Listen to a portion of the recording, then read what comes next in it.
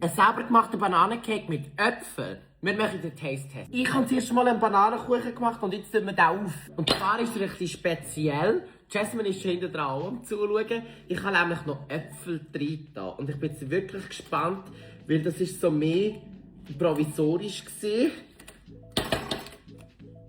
Wie wir das jetzt aufbringen. Oh.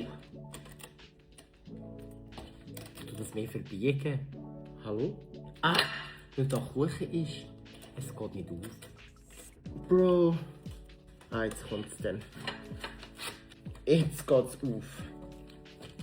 So. So sieht das jetzt aus. Also, er sieht super aus, oder? Also, jetzt, Leute.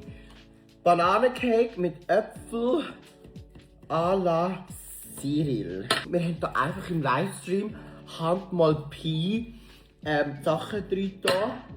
Und absolut nichts nach Rezept. Und ich habe nichts abgewogen. So sieht es aus. Aha, aha. Wir haben ein Schokoeile drin da. Vom Osterhas, das ich rausbrauchen musste. Und man sieht hier nicht, wie die Schoki rausläuft. Das war ein weißes Schokoeile, das sind braune. Ich bin jetzt maximal excited. Oh mein Gott. Oh mein Gott. Wow. Und noch mit dem Äpfel. Hammer, Hammer. Wir brauchen hier noch eine zweite Meinung. Okay, schauen wir jetzt.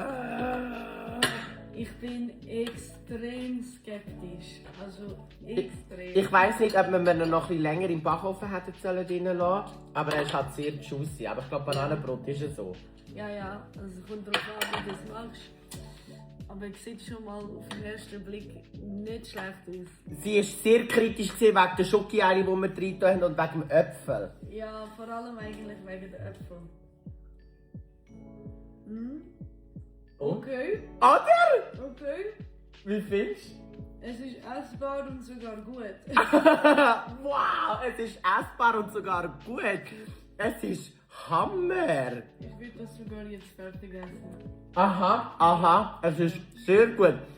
Es ist fluffig, es ist sehr saftig. Nein, ich hätte es jetzt nicht länger im Ofen da. Das ist gutes und Ist es gut, wie es ist? Ja, wie Bananenbrot. Ich bin Amerikanerin und so, das ist unser Ding.